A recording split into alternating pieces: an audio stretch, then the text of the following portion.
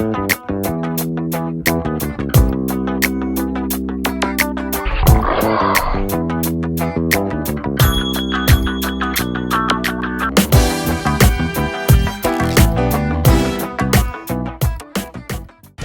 are the stories we're following this week. Tennessee State University's Homecoming Week included exciting events for students and alumni, such as the Robert M. Mural Oratorical Contest and the annual concert. Also, plans are underway that will allow students to keep their cell phones on in the classroom, and a new facility will bring support and assistance to the women of TSU. Stay tuned, Tiger News is headed your way.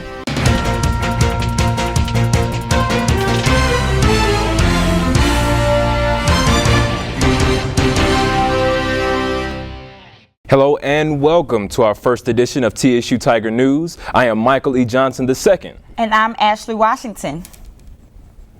Homecoming Week was kicked off with TSU students showing off their public speaking skills. Reporter Tavares Edwards has the story. Decide to go to class.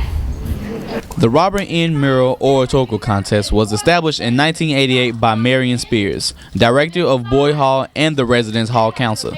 The contest named in honor of the late Robert N. Mural, longtime administrator, as well as the Dean of Men at Tennessee State University. The homecoming theme this year, Pursuing Excellence as we embrace our legacy, is going to be the headliner for our first opening act for this homecoming week, 2007. The Robert N. Mural Oratorical Contest is going to have a freshman class first place winner as well as an upper class first class winner. In 1993, the Tennessee State University Homecoming Committee incorporated the Robert N. Mural Oratorical Contest into the official homecoming schedule of activities, thereby establishing the homecoming theme as a theme for the contest. In 1995, the Oratorical Contest was adopted by the Department of Communications in the College of Arts and Sciences. Dr. Jacqueline Mitchell assumed leadership and was assisted by the Oratorical Contest Committee. So I commend you, and I know that today will continue to give us the legacy of greatness. I am a graduate of Tennessee State University from 1960, and this means many things to me. First of all, it suggests to me that young people who are students at Tennessee State University have a great opportunity to study and learn the legacy of TSU. And the first place winner, Sheree Hayes. After almost a week of doing research and a fabulous speech, we caught up with the winner, and she had this to say.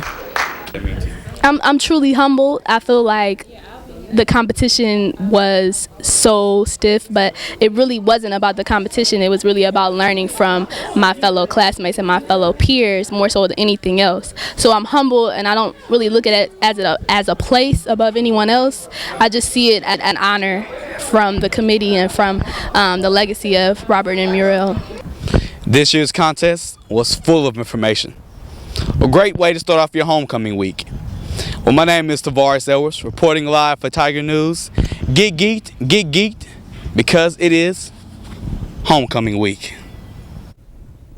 Students were able to win from $100 to $700 at this year's competition.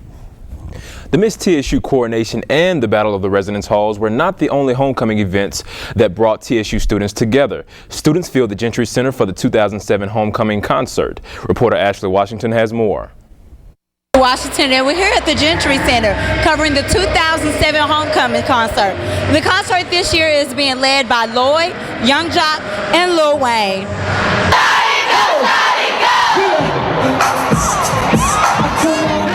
TSU brought their own talent to the floor by using students such as We Too, Hypnotized Dance Team, Trez, and Alan Shepard to entertain the audience while the other artists arrived.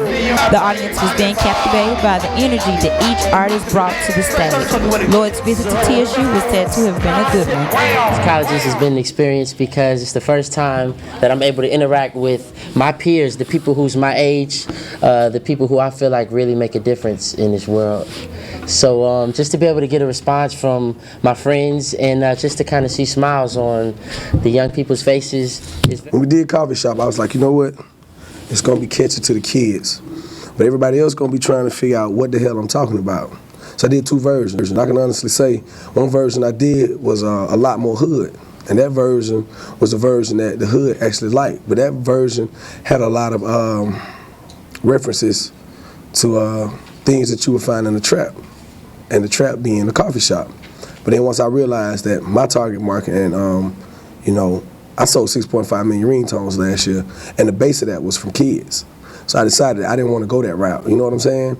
So I dumbed the record down, watered it down, so it is what it is, coffee shops, the record, Getting their money's worth is not an issue with this year's homecoming concert. Well, today is my birthday, so I really enjoyed the concert.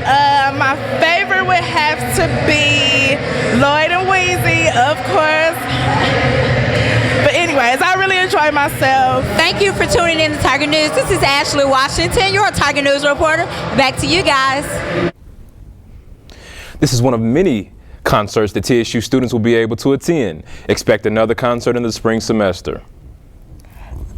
There may be a good reason for students to keep their phones on in class very soon. Text messaging has become the new communication of the century, and TSU administration has decided to join other schools in using this feature for emergency notification. Reporter Memory Wilson has more. Students here at Tennessee State University use their cell phones quite frequently. The possibility of these devices aiding in an emergency is being discussed among administration. At Tennessee State University, students talk and walk with their cell phones in between classes, getting phone calls and text messages from friends and family. One day, here at TSU, they could receive a text message from the school informing them of an emergency.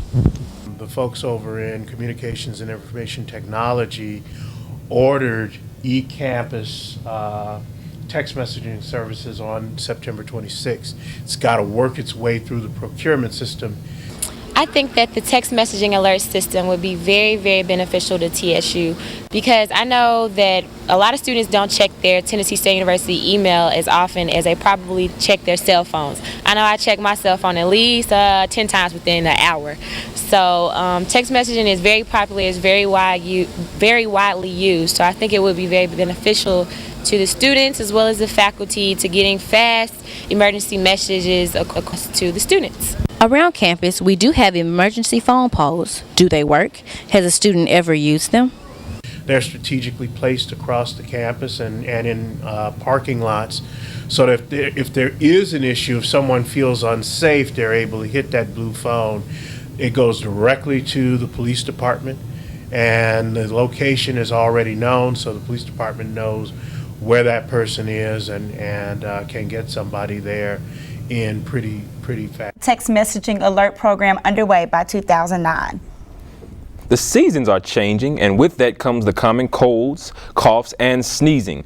But this fall, meningitis and the staph infection have made their way into the mix. Reporter Raisa Flunk has the story.